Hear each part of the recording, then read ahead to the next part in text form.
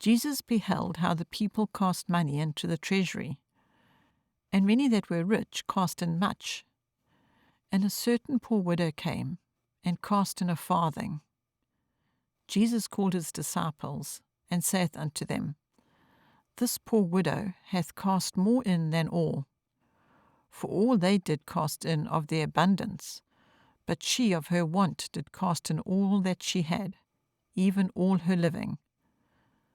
Mark chapter 22, verse 41.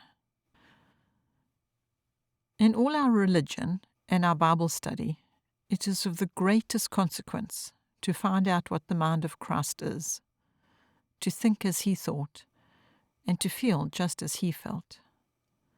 There is not a question that concerns us, not a single matter that ever comes before us, but we find in the words of Christ something for our guidance and help. We want today to get at the mind of Christ about money, to know exactly what he thought, and then to think and act just as he would do. This is not an easy thing. We are so under the influence of the world around us that the fear of becoming utterly unpractical if we thought and acted just like Christ easily comes upon us. Let us not be afraid. If we really desire to find out what is his mind, he will guide us to what he wants us to think and do.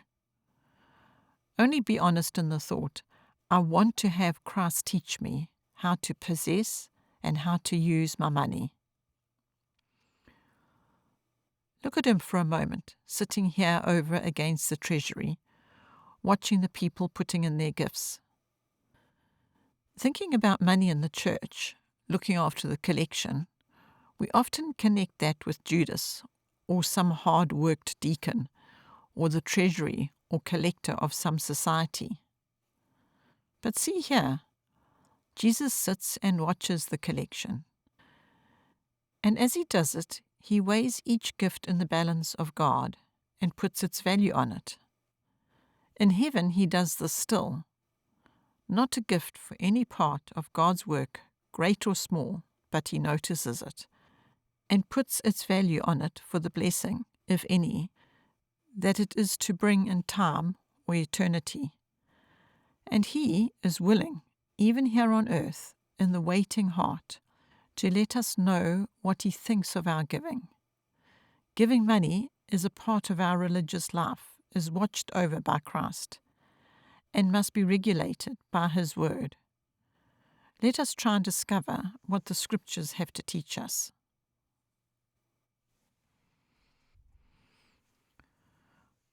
1. Money gives a sure test of character.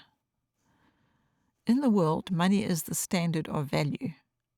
It is difficult to express all that money means. It is the symbol of labor and enterprise and cleverness. It is often the token of God's blessing on diligent effort. It is the equivalent of all that it can procure of the service of mind or body, of property or comfort or luxury, of influence and power. No wonder that the world loves it, seeks it above everything, and often worships it. No wonder that it is the standard of value, not only for material things, but for man himself, and that a man is too often valued according to his money.